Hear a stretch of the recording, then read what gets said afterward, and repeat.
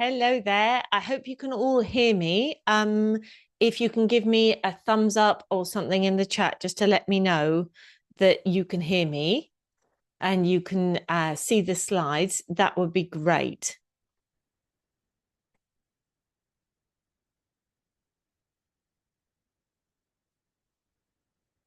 Okay, thanks, Imogen. Anyone else? Can anyone else hear me? Okay, brilliant. Thanks, Deacon. Brilliant, Arthur. Thank you. Lovely to see you all. Now, can I just check? Have you all managed to find your Google Doc? And are you all logged into it?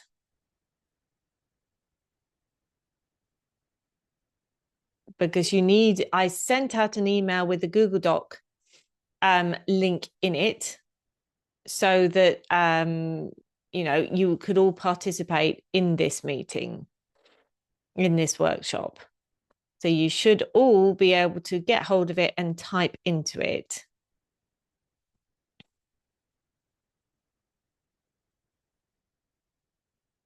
It's hopefully the case.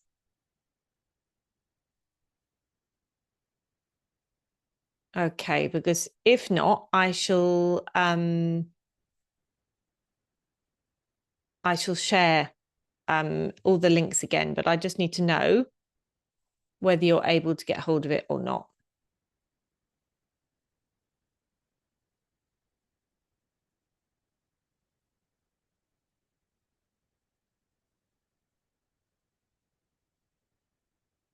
Okay. All right. Well, don't worry. I can share it now. Just hang on a minute. What I will do is I'll have to share it in your parents' name who booked it. So I hope that's all right. So I'm going to start copy and pasting the link to the doc in the chat. All right. So this is for the teenager whose parent is called Osad. I'm not sure which one of you that is because I haven't asked for a name.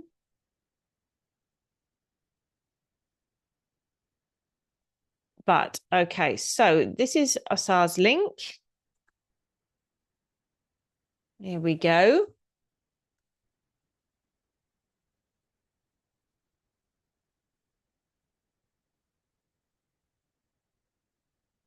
This is for someone whose parent is called Claire.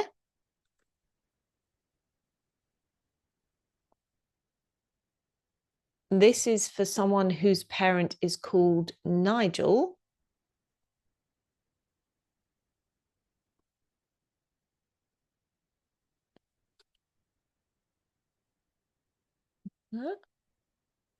This is one whose parent is called G. Hughes.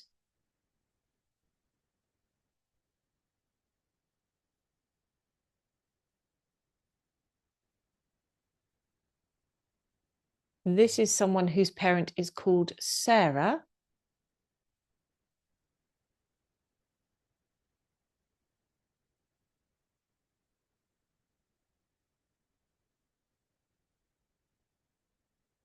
Go. This is for you, Alex, if you're on here. This next one.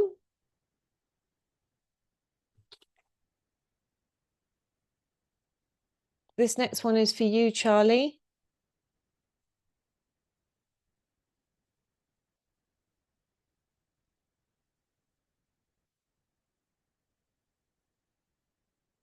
And this one is for someone whose parent is called Anna.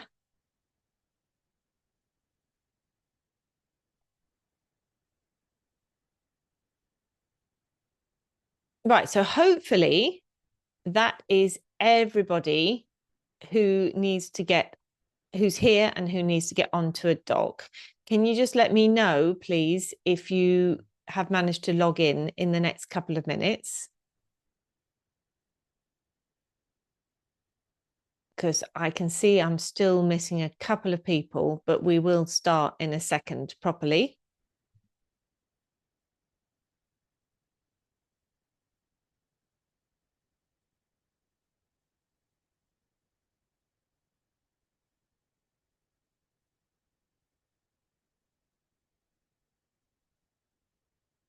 Okay, that's great that some of you are logged in. That looks good.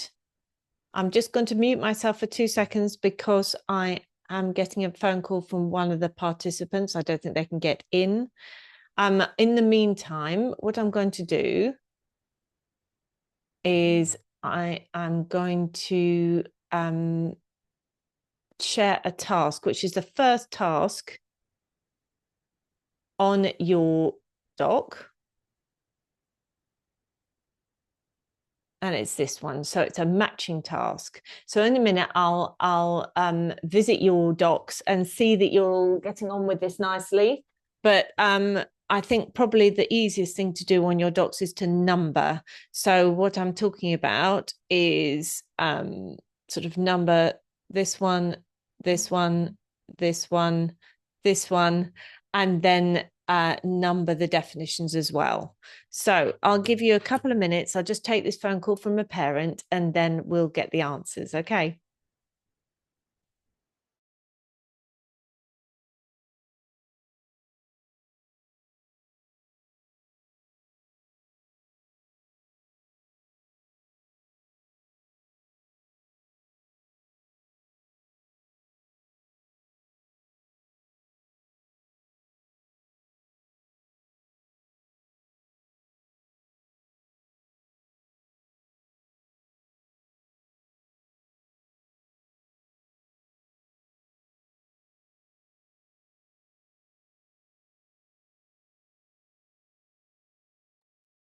Hi, Tiana. Nice to see you. I've just shared a lot of Google Docs for each person. What's your parent's name? My mom's name is Sadie. Okay. I shall share you a Google Doc so you can log into it. Okay. Hang on a second. I'm just having uh,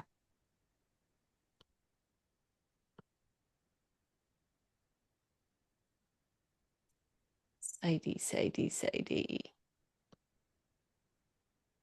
It's not Osad, is it? Osade? Oh yeah, that's also her name, yeah. Okay. If you click on this link,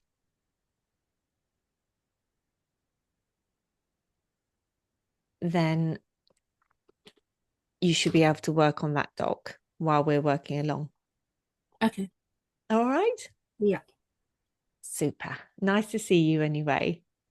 I'm just waiting for one more person to join and then we should be there. If you just want to mute your mic for the time being. Yeah.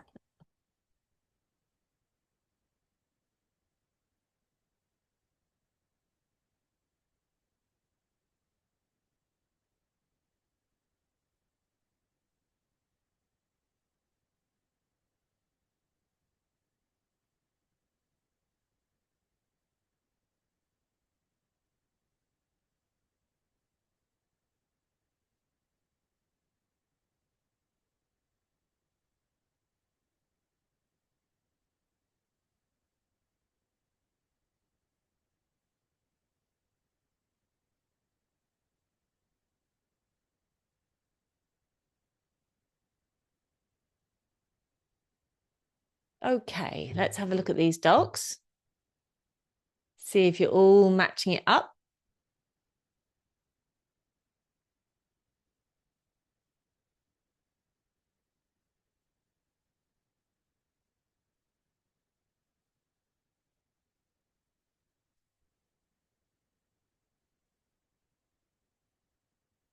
Okay, I can't see any matching happening yet.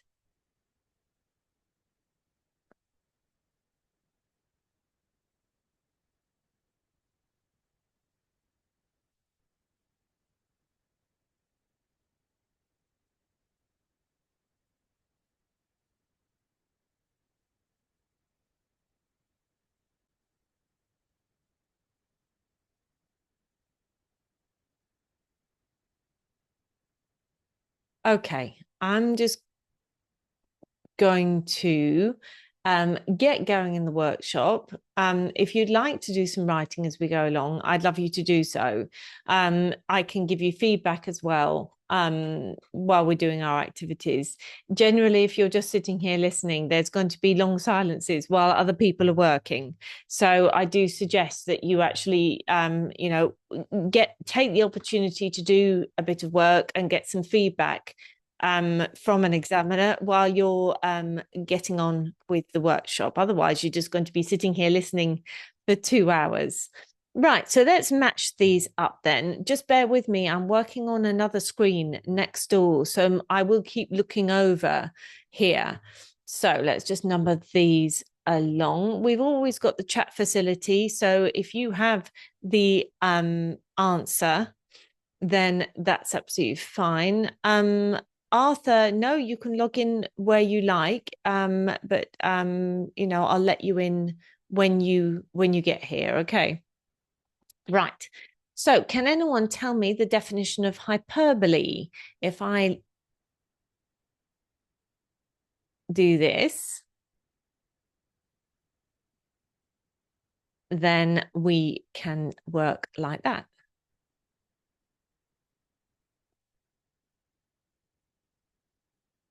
So it's good, Tiana. 1C. Excellent. Anyone tell me antithesis?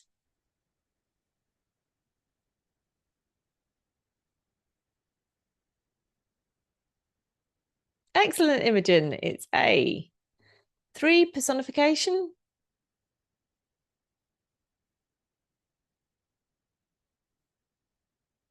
Excellent. Well done, Dean. It's D. Sorry, Deacon. Yeah. 4, enjambment. This is a structural thing.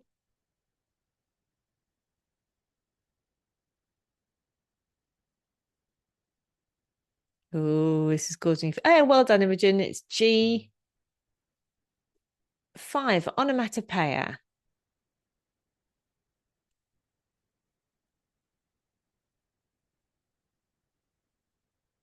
Yes, Deacon, well done. It's F. 6, caesura.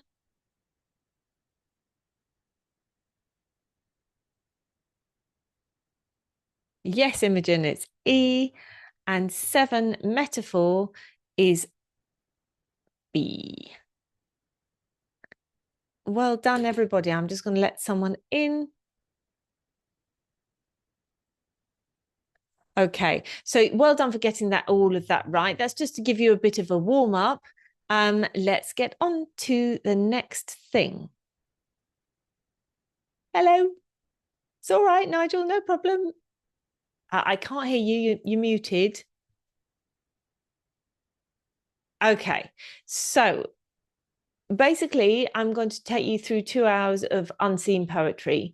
It's mainly for the AQA exam. It also applies to Edexcel. It may also apply, for example, to an IGCSE exam if you have an unseen poetry element, which I know, for example, Cambridge does. It's basically, I'm teaching you strategies to deal with unseen poetry. And the assessment objectives are pretty much the same across all the exam boards. So it's just that the questions will look different. So a bit of housekeeping first. All questions and comments in the chat, please, so I can keep track of them. Please keep everything relevant. I'm sure you will. We'll have a short rest break in the middle to pop to the loo, have a drink, and the recording will be made available after the session. Okay, so here's our objectives. We're going to learn an efficient strategy for analysing unseen poems. We're going to apply a planning framework, which will help to structure your responses. So there will be no more start the exam and panic. You'll know exactly what you're doing. And we're going to evaluate some model essays in order to improve your responses. So this is the unseen poetry question. It's also on your Google Doc. What we're going to do is we're going to start with one poem on its own, apply a strategy to deal with it, and then we're going to look at the comparative question. I think probably most of our time is going to be spent on the comparison because it's one of the most tricky ones. But AQA, for example, gives more marks to just the one question on its own, one poem on its own. So I don't think I'd be doing anyone any favors if I skipped this bit. So the question is, in Digging, how does the poet present the speaker's feelings about farming and writing? And Digging is a poem written by the poet Seamus Heaney. Okay, so if you have been receiving my emails or your parents have been receiving my emails, they'll know that I use an anagram called Mitzel to encourage you to analyze your poems. It's pretty foolproof. It's what it stands for. You may already know. Does anyone know what the M stands for?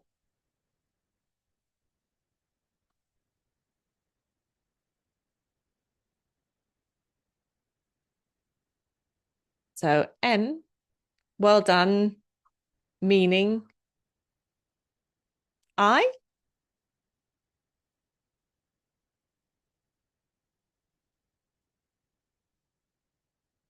Well done. Yeah, imagery. Some people have been taught well. T, tone. Oh, you got there before me, like Luca. S, yes, image and structure.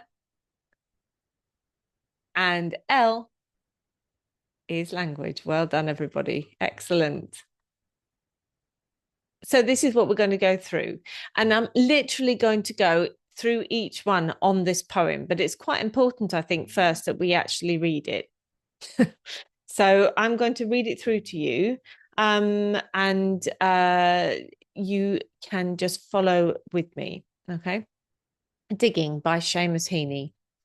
Between my finger and my thumb, the squat pen rests, snug as a gun. Under my window, a clean rasping sound when the spade sinks into gravelly ground. My father, digging. I look down. Till his straining rump among the flower beds bends low, comes up 20 years away, stooping in rhythm through potato drills where he was digging. The coarse boot nestled on the lug, the shaft, where are we? The shaft against the inside knee was levered firmly. He rooted out tall tops, buried the bright edge deep to scatter new potatoes that we picked, loving their cool hardness in our hands. By God, the old man could handle a spade, just like his old man. My grandfather cut more turf in a day than any other man on Toner's bog. Once I carried him milk in a bottle, corked sloppily with paper. He straightened up to drink it, and then fell to right away, nicking and slicing neatly, heaving sods over his shoulder, going down and down for the good turf, digging. The cold smell of potato mould, the squelch and slap of soggy peat, the curt cuts of an edge through living roots awaken in my head.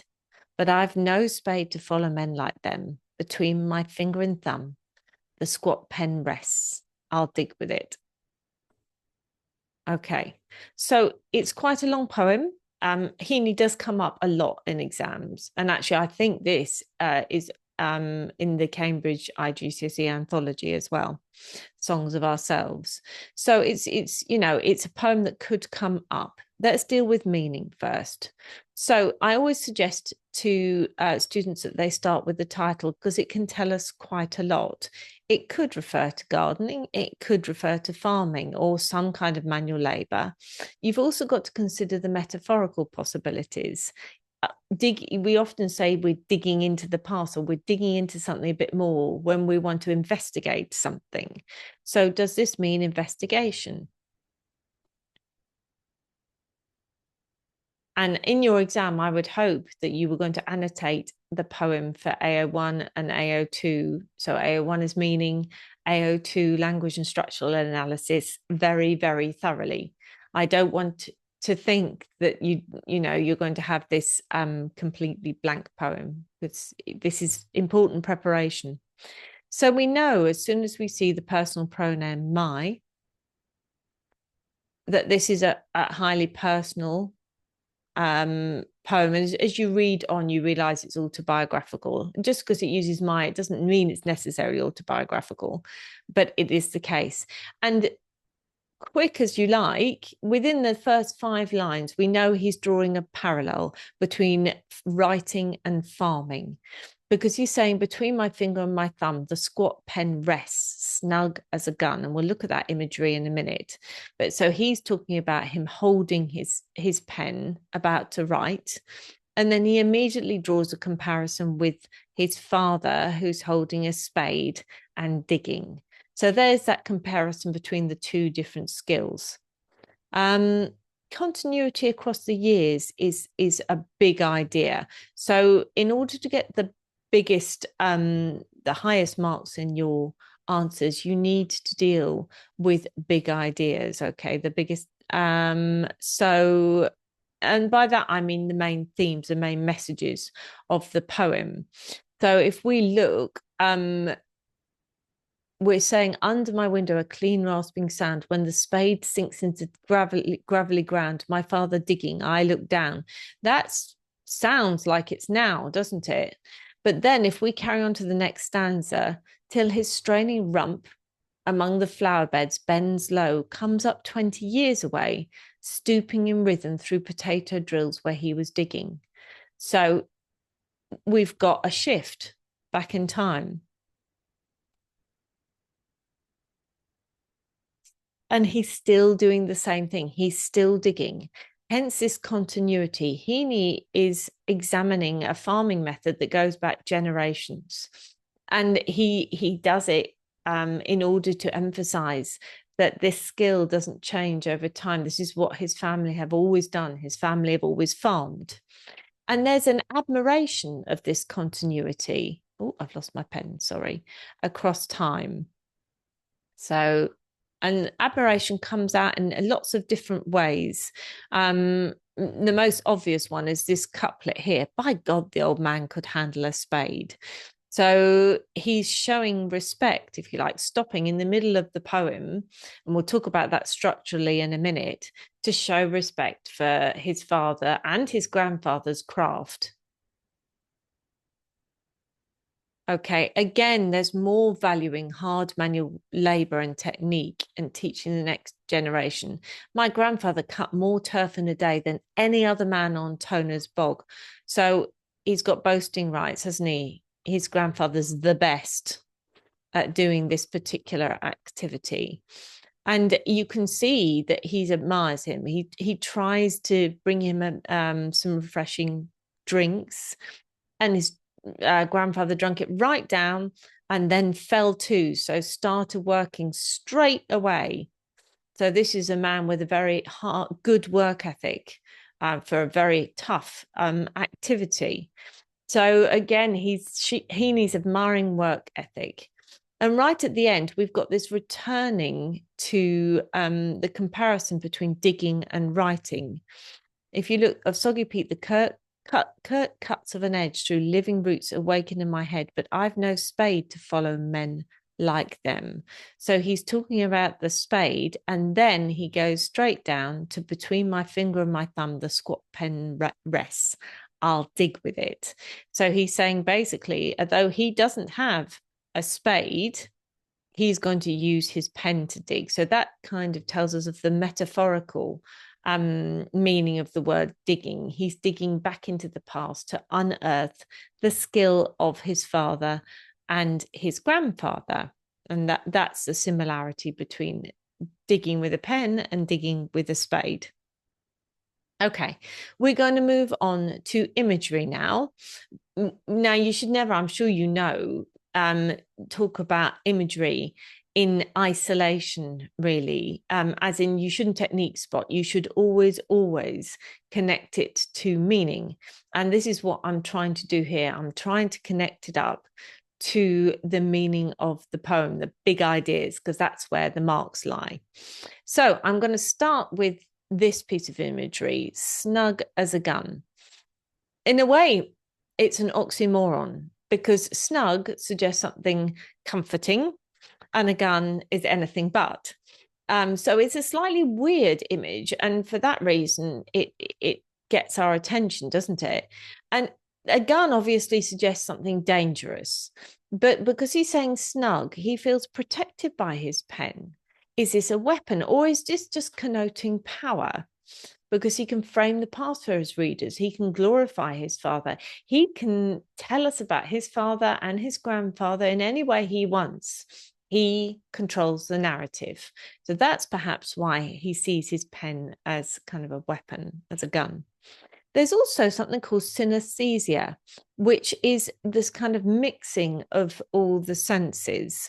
Because if we look here, a clean, rasping sound his spade makes when it digs down. Now, we don't normally say a clean sound. That's why it's synesthetic, because it involves a different sense to the one we're expecting to hear. Rasping, yes, is to do with hearing.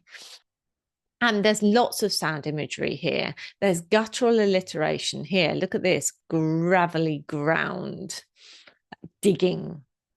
Okay. And it sounds like a spade, doesn't it, as it digs down?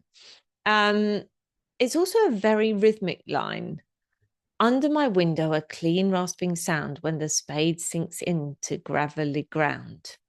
Okay. So maybe that mimics his father's rhythm, that digging is a repetitive, rhythmic activity. But why is he doing all this? Well, he's trying to make digging as vivid as he can for us. He wants us to hear his father digging under his window. He wants us to appreciate the process and the skill and really make it come alive for us. Okay. Now, just to let you know, when we get to the comparison with this poem and another poem, I will be asking you questions. But just to get through as much as we can, this is why I'm telling you at the moment. So I hope you don't mind. All right. There's also onomatopoeia, which also makes the digging more real for us, bringing the past back. So look, for example, squelch and slap. That's lovely onomatopoeic, soggy words. And it makes the digging seem like it's happening now rather than however many years ago. And of course, there is a metaphor here through living roots awaken in my head. So suddenly we've gone from grandfather digging the turf in this stanza to this metaphor of these roots moving from the peat into his head. So that's how he's moving from the activity of digging in his memories into what's happening in his head. And it links past process with the craft of writing, and it gives them an appreciation of traditions and continuity. All right, let's go with tone now. There is a humorous tone here. There's a fondness, suggests he's always digging. For example, here, till his straining rump. That's a bum, a bottom, a rear end. So it's not very dignified to describe his father like that. But, you know, it's the only part of his father I suspect he sees when his father is always digging. So that's why I suppose he's focusing on his bottom. Okay. There is also an admiring, respectful tone, which we've already talked about. It's this isolated two-line stanza is as if he's pausing and making us pause as well through the use of caesura to pay our respects to his father's craft. There's also a self-deprecating tone, which I find quite interesting. When he says he takes his grandfather milk, he says corked sloppily with paper. So as if he as a child, he's clumsy and could never live up to his grandfather and his father's skill. And again, he said, I've no spade to follow men like that. So it's almost like his generation doesn't live up to the generation of farmers that he so admires. Okay, so let's have a look at structure. As we've said, there's a very clever shift back in time here. And it's, at 1 minute, his father's digging under his window, and then he looks down, and then he looks down through the years, through the generations. So he's literally dug down with his pen. But this use of enjambment is very clever because it allows this shift back. Um, if you notice, these 5 lines are the only ones that rhyme in the whole poem. The rest is free verse. And you wonder why that is. Well, I mean, there's lots of things you could say, and just as long as you can justify them, that's absolutely fine. But these lines, they neatly summarize the activity of digging and establish the subject of the poem. We know that he's a writer. We know his father is a farmer and that Heaney is comparing them both. That's almost like an introduction to the whole thing. So that's how he structured it. Again, here, these 2 lines, a turning point. He summarizes admiration for his father as well as for the continuity of the craft of digging. He stops and then he moves on to his grandfather. So this is as a way of turning at this point. And again, here, the use of the word verb, nestled, where is it? Can't find it. Sorry, everybody. Having a moment. There is a verb which is nestled. I think it's earlier on. Hang on. Yes. So it's his father's boot nestled here, which means sort of settled and very comfortable within his father's hands. And that mirrors his pen being snug and fitting nicely in the palm of his hand, or between his finger and his thumb, resting there. So there's a parallel again in the way that both craftspeople hold their tools. Both require technical skills. Both are very good at what they do. So there's constant parallels within. And of course, here there's this almost like a circular structure to the poem. And you wonder why, don't you? Why start and end with a pen and comparing it to the skill of farming? Anybody know? What do you think? Write me some comments. Why do you reckon this circular structure?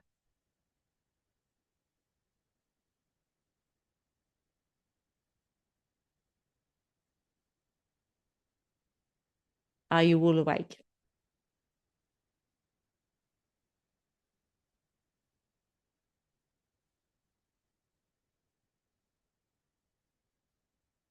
No, you've all gone to sleep. Excellent. I know it's half term.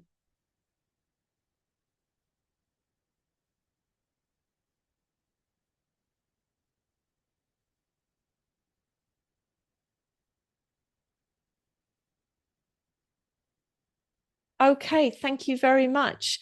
I don't think your name's Nigel, but thank you very much for saying it. Yes, the cyclical structure could be to show his persistence. Yeah, the fact that he keeps trying to write, just like his father kept trying to dig. Excellent. I think that would be a brilliant interpretation. Anyone else got an interpretation?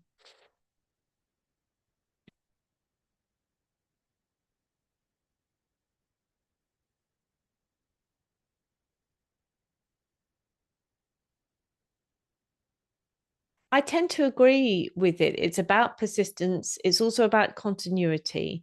If you think about the farming year, or any kind of year and season, the same thing happens again and again annually.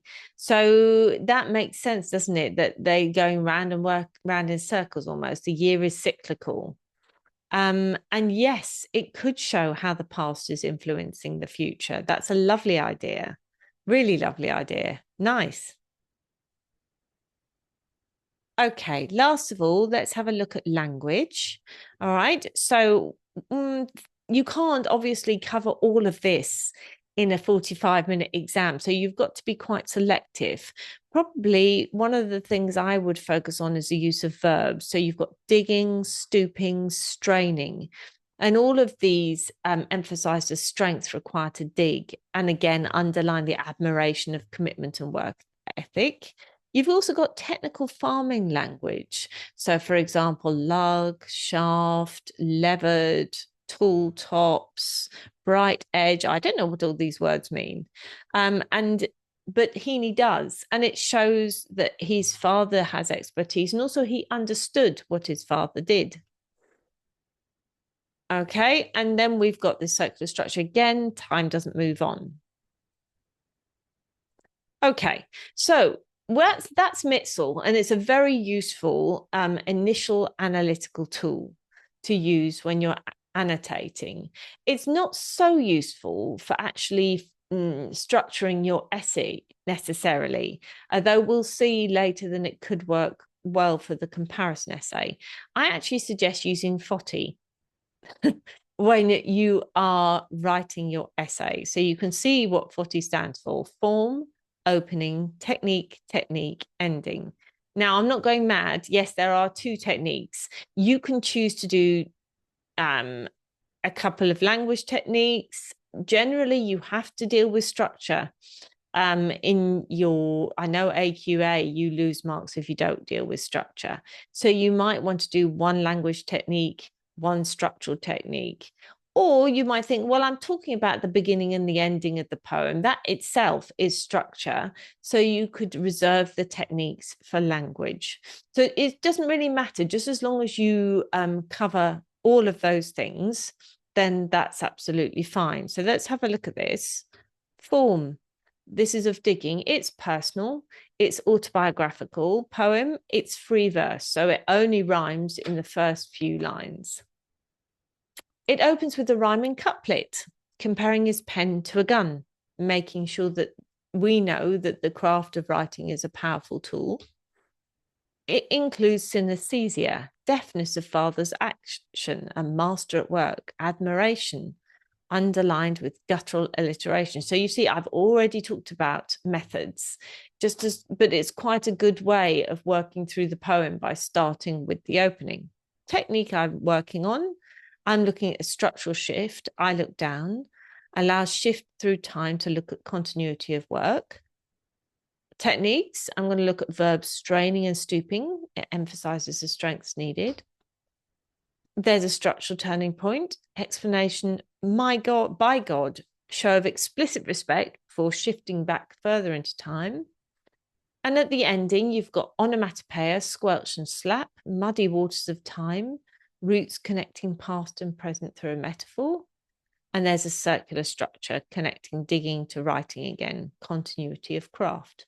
So there, very quickly, I mean, you don't have to write this in the exam, but it's just to show you my plan, if you like. I'm dealing with techniques as I go through the poem and I'm linking it to meaning. And I will share this with you by email. Right, so we're going to look at an example paragraph before break. I'll just talk you through the paragraph. I wrote it. I'm sure there are many, many different ways to write a high grading paragraph, but this is just my interpretation of it. Okay. So, and I've purposely not started with the introduction because that's just a quick overview of the poem. So it's not terribly useful in terms of a model paragraph. So that's why I've dealt with this. So in the next stanza, Heaney's pen introduces us to his father via the activity of digging. The synesthesia used in clean, rasping sound conveys the resistance encountered when the spade cuts through the soil and the deafness of his father's action, offering an early indication that this is a master at work. The guttural alliteration of gravelly ground further appeals to the reader's senses. We can almost hear his father digging. His activity is summarized in a 3-line rhyming couplet, which presents a neat summary of the process that Heaney most associates his father with. The final sentence of the stanza, I look down, could indicate that his father is both digging beneath his window, but it may also have a metaphorical meaning as it allows the speaker to look down through time, appropriate as we dig down, not across, as the stanza and the enjambment after down allows Heaney to shift back to his father digging 20 years away. So let's just have a look at how I've done this. So I've always lead with meaning. Yes, okay. So in the next stanza, Heaney's pen introduces us to his father via the activity of digging. So I haven't led with a technique here. And you work through the poem chronologically. There's no need to bounce around. It will just confuse you more. That's why Foti is quite a good thing to follow as you write about an essay, a poem even. So you need to connect the method to the big ideas of the poem. So I've talked about synesthesia. I've given a quote, and then I say what the meaning is, conveys the resistance encountered, definitely connects to father's deft action, and he's a master at work. So it's all about admiration. Another AO2, integrate structure where possible. So don't necessarily wait right to the end of your analysis to start talking about structure. It's quite unnatural and quite difficult to do. So why not integrate it in as you write? Summarizing a 3-line rhyming couplet. Okay, so that's a structural tick box text. And then I'm doing it again, but it may also have a metaphorical meaning. So it's language, as it allows the speaker to look down through time. And then I'm talking about structure too, as the next stanza on enjambment after down allows Heaney to shift back. So there you go, language and structure combined. It's really the easiest way of doing things and letting meaning lead each and every time. Right, I expect by now you're well in need of a 5-minute break. I will probably stay here, mute my mic. If anyone has any issues, questions, or anything else, you can stay and ask me them. But otherwise, just pop off to the loo and we'll come back at 11:20.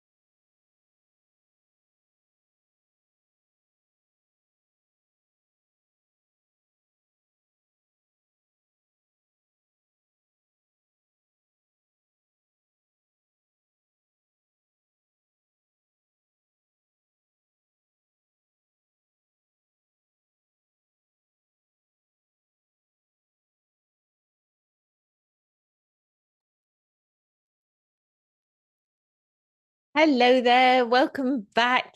I hope you found it useful so far.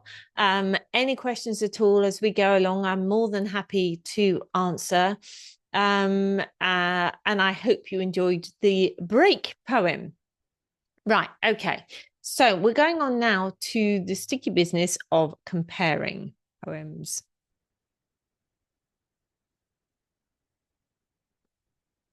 Okay, so I've purposely put an AQA and an Edexcel comparative question here, and I'll read through them both. They're more or less the same. In both digging and long distance, the speakers describe attitudes towards people who have died. What are the similarities and differences between the way the poets present these attitudes? Edexcel. Compare the way the speakers present attitudes towards people who have died. In your answer, you should compare the ideas in the poem, the poet's use of language, the poet's use of form and structure. So I said they're very different. They're very similar. Edexcel is more direct, I suppose. AQA a bit more wordy, but the basic task is you have to compare both poems, and it's all about the focus is attitudes towards people who have died. So the poet's feelings about this. Okay, and we already know more or less how Heaney felt about his father and grandfather, but we now need to bring another poem into the mix. This is the next poem, and this is where you come in. So I'd like you to go to your Google Doc that I shared with you, and you're going to be doing a bit of Mitzel annotation. So I've asked you lots of questions in your doc. I'll just talk them through. But first of all, let's read the poem through. I love this poem, but it's quite sad. So it's called From Long Distance by Tony Harrison. Though my mother was already 2 years dead, Dad kept her slippers warming by the gas, put hot water bottles her side of the bed, and still went to renew her transport pass. You couldn't just drop in, you had to phone. He'd put you off an hour to give him time to clear away her things and look alone, as though his still raw love was such a crime. He couldn't risk my blight of disbelief, though sure that very soon he'd hear her keys scrape in the rusted lock and end his grief. He knew she just popped out to get the tea. I believe life ends with death, and that is all.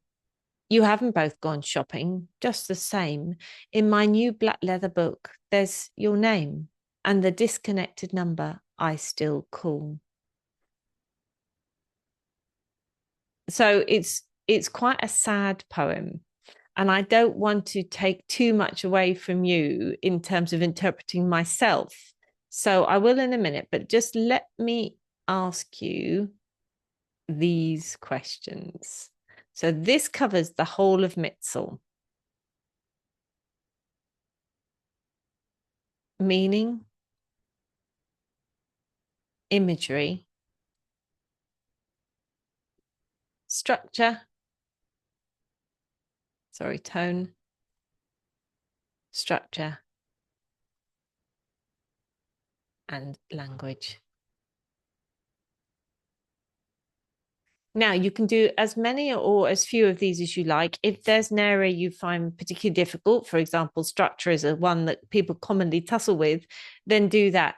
But the one you absolutely must do first and foremost is meaning. All right. So do this one first, and then you can do whichever of the others you'd like to do. I'm going to give you 7 minutes to go through all of these, and I'm going to come and look at your Google Docs and see what you're writing and give you some individual help. So before I do this, can I find out, are you all on your Google Doc? Because if you're all struggling to get on to it, this is not going to work.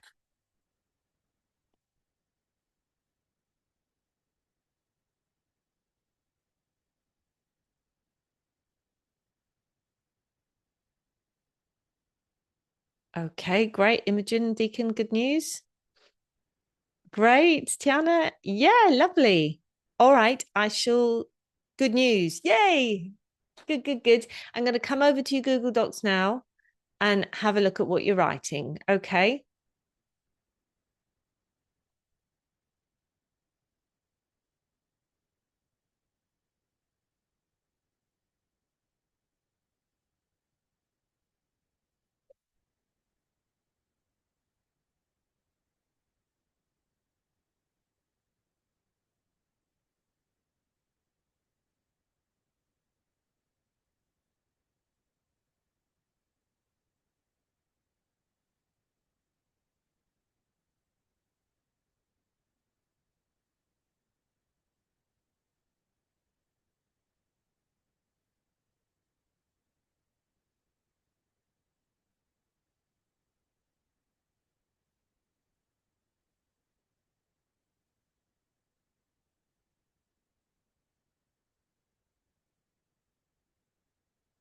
Yeah, it's a good idea to use the comment function. So if you are looking at the meaning question, you could always highlight a line, press comment, and just write what you think there.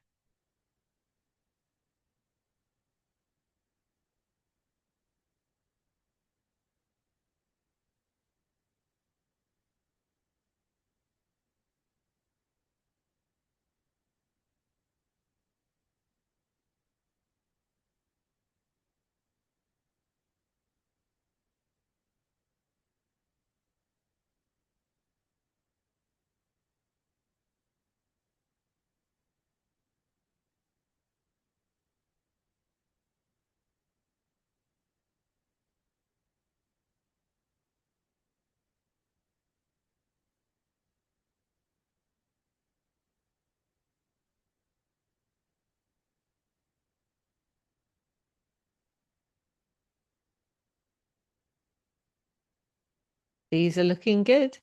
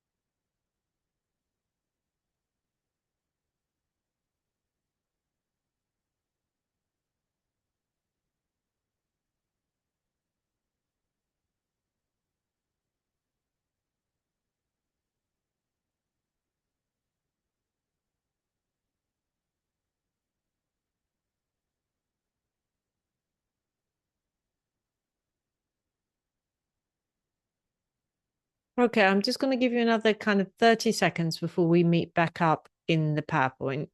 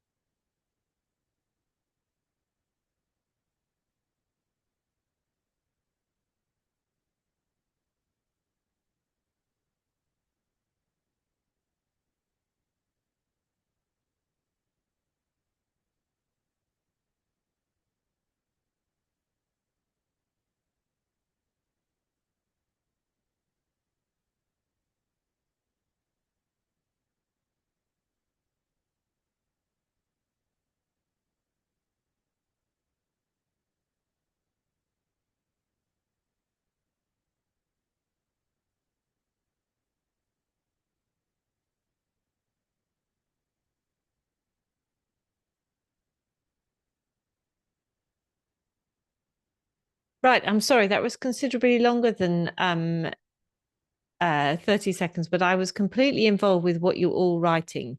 You've got some really lovely, lovely comments, some of you. Very well done. I just need to make sure that this is working again. Right. Okay. So some of you will have already got a lot of the next comments, but just, make sure, go through what you've already written, see if we align.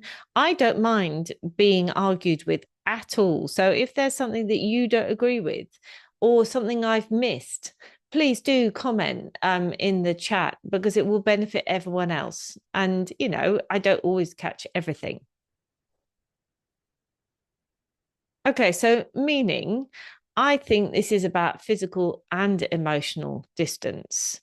Obviously, some of you have picked up the fact that grief is a main idea, but grief also is a catalyst for the distance between father and son. And we assume that son is the speaker, um, or daughter, in fact. And this distance is caused by embarrassment. So it's father's embarrassment that he's keeping the routines going that he used to have when his wife was alive. And it's his way of kind of staving off grief, keeping it at a distance. And there's also distance for me anyway, created with between the characters because of their difference in character. I think one of you suggested that the speaker seems quite calm. He's quite matter of fact. Though my mother, if you look at the first line here, though my mother was already 2 years dead, this is a subordinate clause because this is the main clause here. Dad kept her slippers warming by the gas. So he's almost being offhand about it. It's not the main piece of information here. He's being very unflinching about using the word dead. He doesn't use pass away. So he's being very direct about the fact his mother's dead, very matter of fact tone. Sorry, we're getting into tone already. I tend not to stay within my lines. So yeah, that's a difference between the characters. Clearly, Dad is very sentimental, still very in love with his wife, and Speaker is very, very insistent at embracing reality, at least initially. And that comes across as quite ruthless, doesn't it?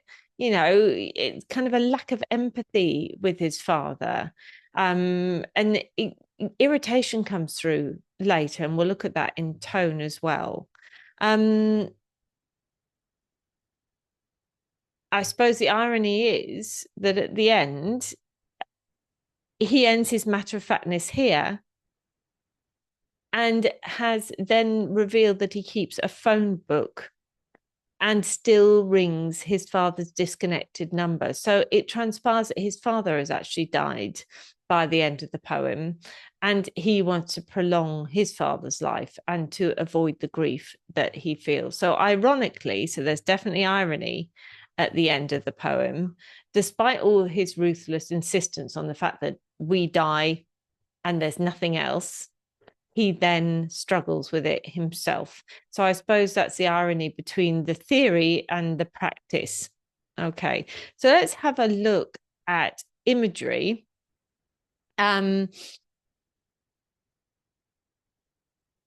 I suppose we can look at raw love, and some of you have done.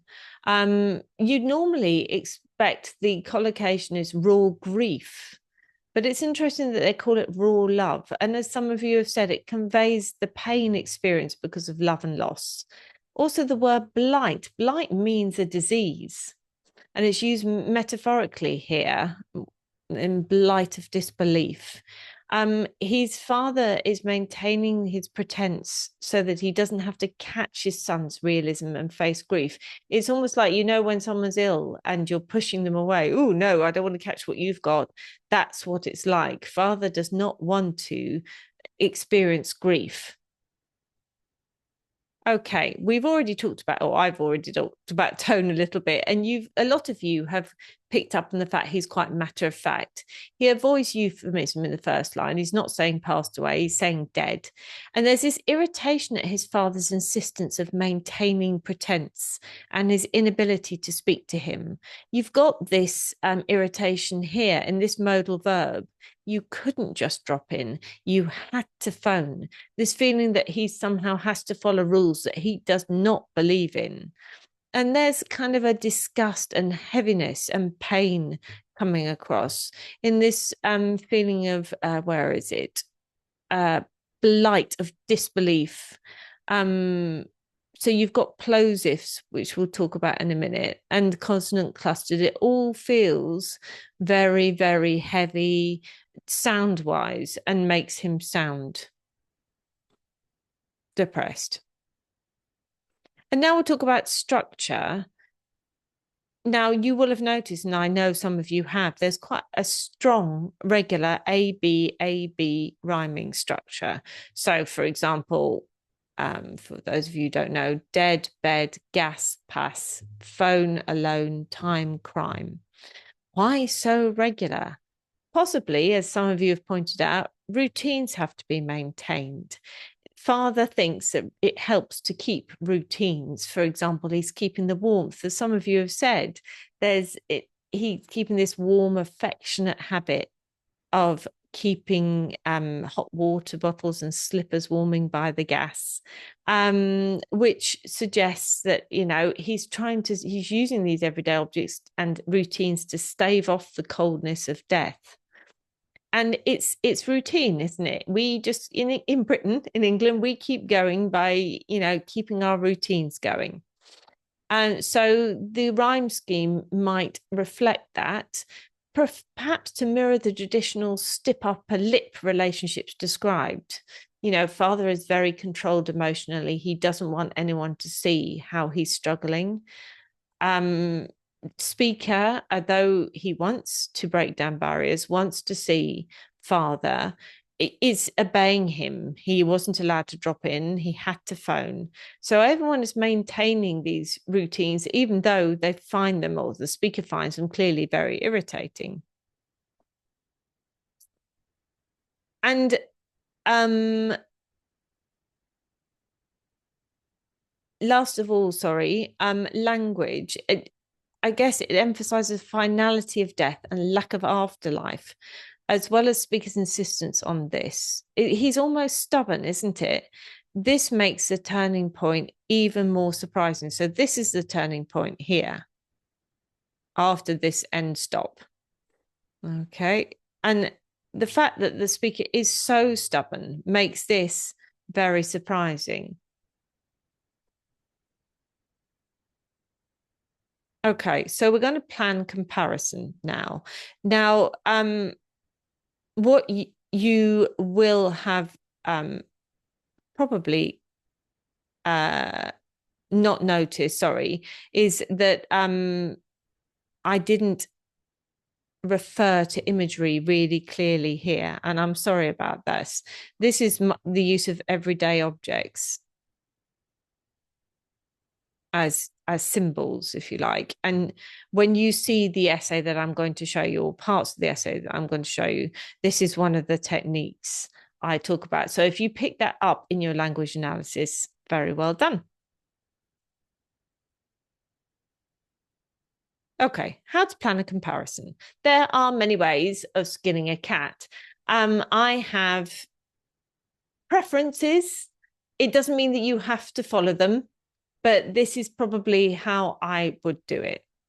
Okay, I tend to use tables to plan rather than spider diagrams, only because spider diagrams don't necessarily help you to structure a plan. I see all these rushed spider diagrams when I'm marking as an examiner, and it's just helped people come up with a few main ideas. It hasn't helped them think about structure. So unless your spider diagrams are a work of art, and you've numbered them and you've worked out what you're doing first and second and third, try a table, it might help. Okay, so I'm going to deal with form, perspective, and tone first. So in digging, I would say that the tone was nostalgic. He's fond of his father. He's fond of his grandfather. He wants to feel nearer to his father by digging into the past. And the perspective is he's writing retrospectively, he's looking back at time. Okay, so we're assuming that father and grandfather have died, although, I don't know that that's the case. Now, compared to From Long Distance, that's retrospective as well. So it's always quite good to find a similarity, a broad similarity, and then a difference between them. So, however, the tone is regretful. At times it's irritated. He is reluctant initially to empathize with his father's grief. And that's what creates the distance. Now let's deal with meaning and method one, I would say. So both poems, and you've seen I've written similarities in white. Both poems make use of simple domestic objects to symbolize their father's character. So in digging, Hina uses a spade. Digging allows him to focus on his skill and evoke it vividly. Also allows him to express fond admiration. And also he uses the object of a pen, and he draws parallels between the pen and the spade to close the distance between himself and his father, and to affirm that although he doesn't dig, he's showing that he's managing to keep this continuity, this continuous link between the generation. He digs, but it's not with a spade. From Long Distance also makes use of some simple domestic objects to show father's character. Slippers, it shows his father's enduring tenderness. Hot water bottle, his warmth and his reluctance to accept cold death. The phone that he refuses, he makes his son or his daughter use, symbolizes distance between them. There's this irritation on the speaker's part at this ritualistic use of objects to keep the routines going. But ironically, the diary at the end shows that he now embraces the ritual of keeping death and grief at a distance. So I've dealt with meaning, and I've dealt with one method, the use of everyday objects as symbols. Now let's go on to the second meaning and method, second big idea. So he makes use of metaphor to express attitudes towards the dead. So Heaney uses a metaphor at the end of the poem, living roots, which connects the physical act of digging down with the metaphorical act of delving into the past to awaken fond memories of his grandfather.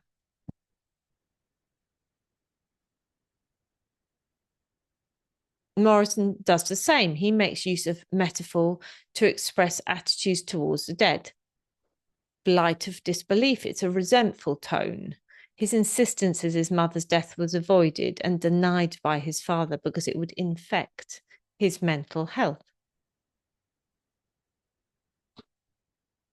And then, not to forget structure. Digging, the structure is more irregular. Rhyme is only used at the beginning, maybe to emphasize or summarize the art of digging or writing.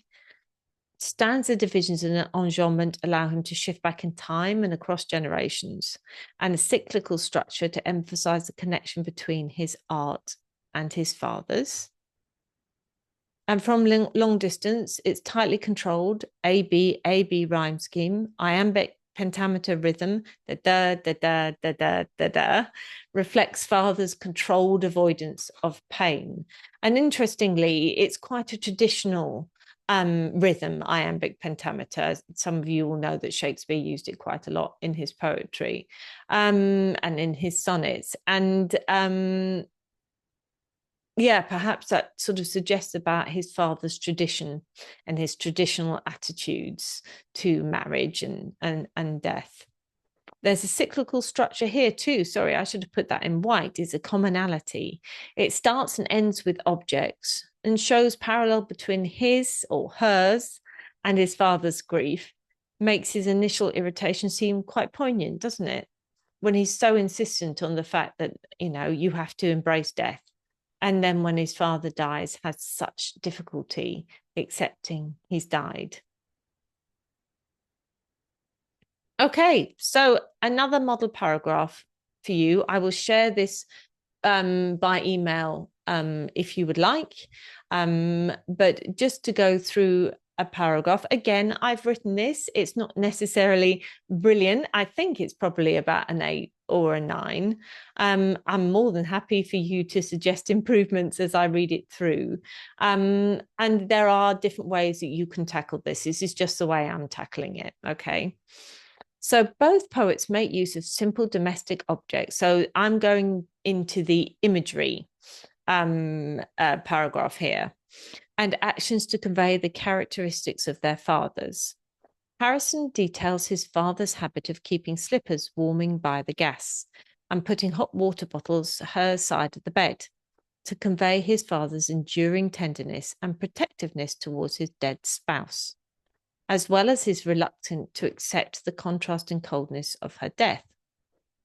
Heaney's repeated focus on his father's digging allows him to meditate and evoke his skill, a clean, rasping sound, and his strong work ethic, straining and stooping. In addition, his concentration on the rather prosaic action of digging allows him to express fond admiration for his father through the exclamatory, "By God, the old man could handle a spade." In contrast to Heaney, Harrison's speaker finds that objects initially act as obstacles to him expressing love for his father or mother. His tone in the second stanza is irritated and blunt. In 2 short sentences, he conveys the impossibility of visiting his father on impulse. You couldn't just drop in, you had to phone. The deontic modal couldn't and had convey his frustration at his father's ritualistic use of objects to deny the reality of death, and at the interposing of another object, the phone, between his father and himself. Ironically, by the end of the poem, the speaker uses an object, the new black leather book, to act as a bridge between his now dead father and himself, and is enacting similar rituals to stave off the reality of death. Heaney, in contrast, draws parallels between his appropriation of his pen and his father's use of the spade, perhaps to close the distance between himself and his father, and to affirm that there is continuity between past generations of his family and himself. Whereas he has no spade to follow men like them, he can use a squat pen that rests on his hands to do his own kind of digging, and in doing so, preserve his past. Right, there's a lot to take in there. And of course, I had time to think about it when I wrote it. So don't worry if it's just too much. You can always look at it afterwards. But let's just have a look at what I aim to do. So I aim to have a clear point identifying a similarity between the poems. I then aimed to show the contrast, focusing on meaning. How Harrison is looking at enduring tenderness and protectiveness, as well as his reluctance to accept the contrast and coldness of death.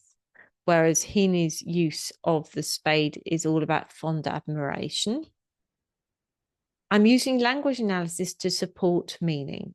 So I might be looking at modal verbs and the use of images, symbolism, but I'm saying why the poet is using them rather than just spotting them.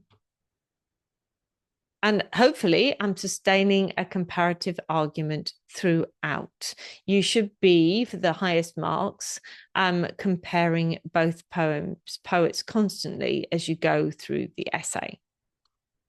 Right, I wouldn't be a teacher if I wasn't getting you to do it. So I'd like you now to look at meaning and method two, use of metaphor to express attitudes towards the dead in both poems. So you've got this in your Google Doc. Let's say 10 minutes, 10, 15 minutes writing as good a paragraph as you can about this.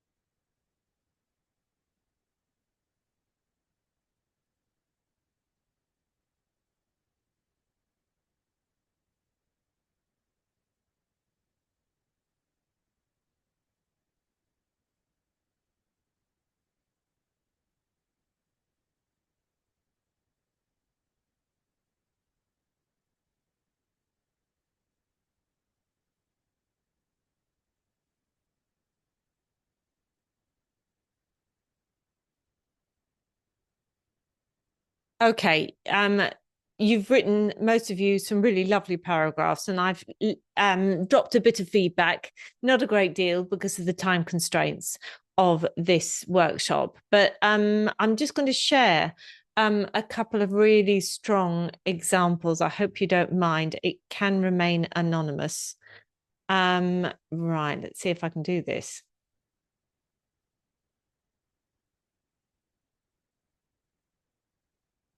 Okay, this person is still writing, so I apologize. Hopefully, you can see this.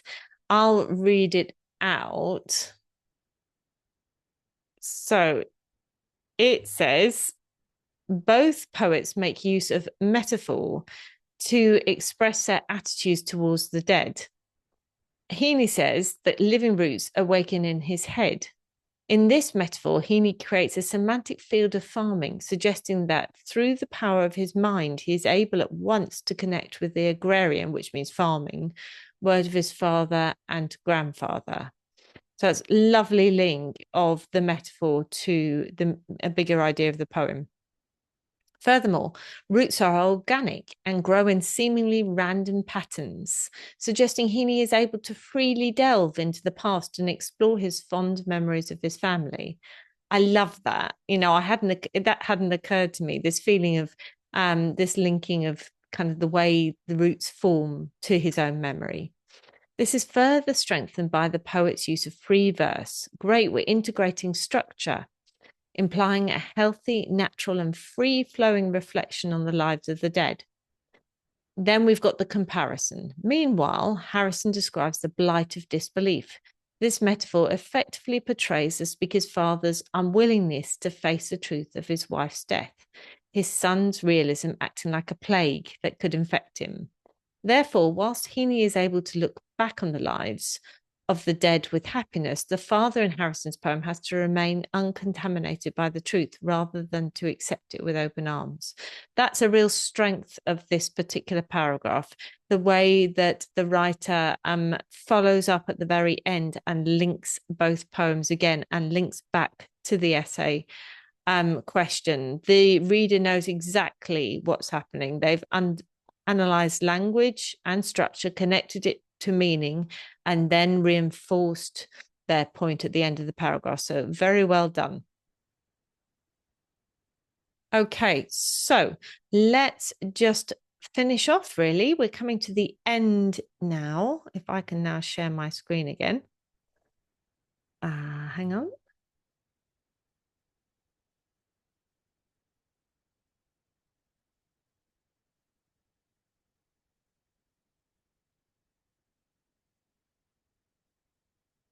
Right. Hopefully you can see that. So you've just written your paragraph on this. So I realize that's a bit of a whistle stop tour. Obviously, when I'm teaching one-to-one and in groups, we do things step by step a little bit more. Don't try to cover too much ground. But I wanted to give you an overview of the methods I use to analyze poetry, to write about poetry, to compare poetry, in the hope that you can take something away from this. So key takeaways: always annotate the poem for Mitzel. Okay. Always let the big ideas of the poem lead. Meaning is everything. Use Footy if you're writing about just one poem because it makes sure that you cover all the necessary bases. When comparing, look first for things in common and then look at the differences in meaning. Use techniques to support your analysis of meaning. Don't just technique spot. Always plan, always plan. Give yourself a good 6 minutes to plan.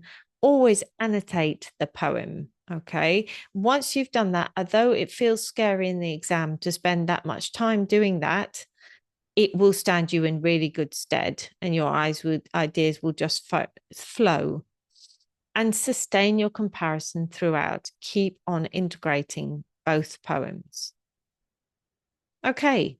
So after today's lesson, when you've recovered, had a drink, had a lie down, revisit today's model paragraphs, please. I will share them with you by email or with your parents by email.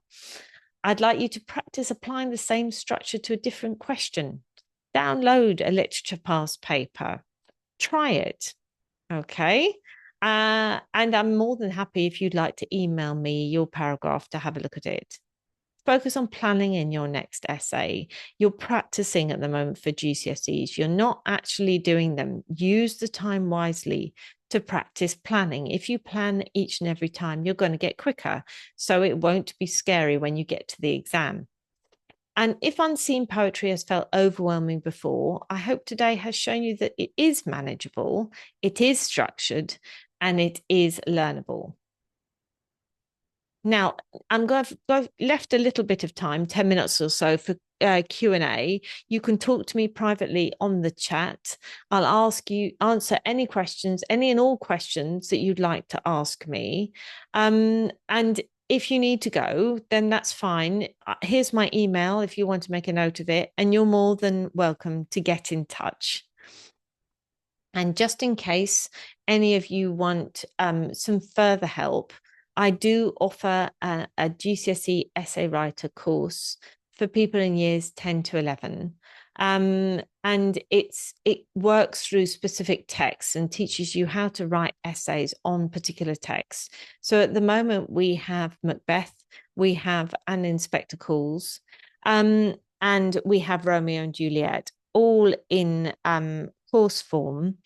So you watch a video about how the information connected with the essay, and then you meet me in the classroom and we go through the nuts and bolts of actually writing an essay. I'm also just about to launch a self-access language course, which is a complete paper 2 AQA course. So that might interest some of you as well. Thank you so much for listening to me talking for such a long time and being so engaged in the process. I really appreciate it. And I hope to meet you but all in person at some point in the future. As I said, I'll stay on the line for another 10 minutes. If any of you want to talk to me in the chat, I am around.